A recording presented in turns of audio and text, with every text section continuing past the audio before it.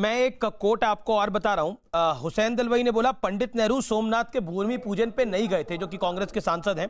PM Modi को भी अयोध्या नहीं जाना चाहिए क्योंकि प्रधानमंत्री मोदी एक सेकुलर देश के प्रतिनिधि है। ये जो सेकुलरवाद है, ये पिछले 70 साल से योगी आदित्यनाथ जी हमारे देश में बहुत बहुत ज्यादा प्रखर है।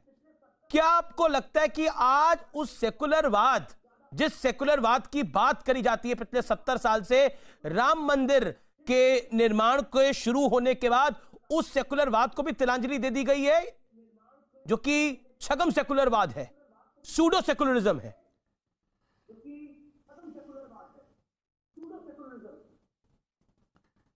ये छद्म सेकुलरिज्म को आईना दिखाना बहुत आवश्यक था और ये राम भक्तों ने देश के अंदर दिखा दिया है। 2014 में दिखाया है, 2017 में दिखाया है, 2019 में भी दिखाया है और आगे भी श्री राम जन्मभूमि मुक्ति के लिए चला आंदोलन एक केवल एक मंदिर का आंदोलन नहीं था, छद्म धर्मनिरपेक्षता को आईना दिखाने का एक आंदोलन भी था।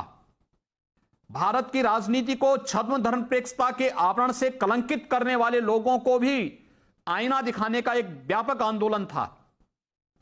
सेकुलरिज्म का मतलब कहीं भी हिंदू विरोध या बहुसंख्यक विरोधवाद का आधार नहीं बन सकता था।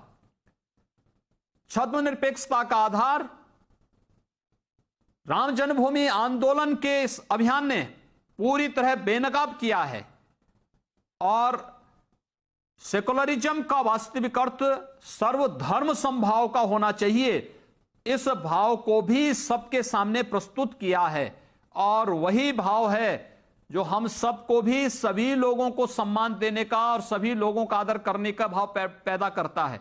लेकिन ये लोग जिस प्रकार की राजनीति करते रहे हैं, ये गलती थी उन लोगों की। ये पूछा जाना चाहिए कांग्रेस से।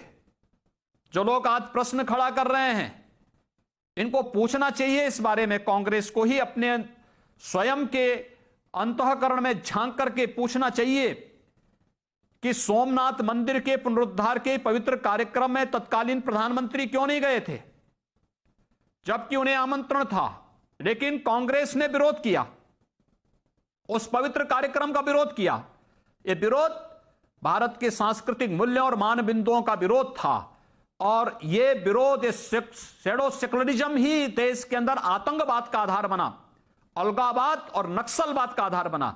अगर इन लोगों ने इन चीजों से परहेज किया होता और आजादी के तत्काल बाद नए भारत के निर्माण की आधारशिला भारत के सांस्कृतिक मूल्यों और आदर्शों के अनुरूप किया होता, तो संभवतः इस देश में कभी भी आतंकवाद, नक्सलवाद या अलगाववाद नहीं पनप सकता था।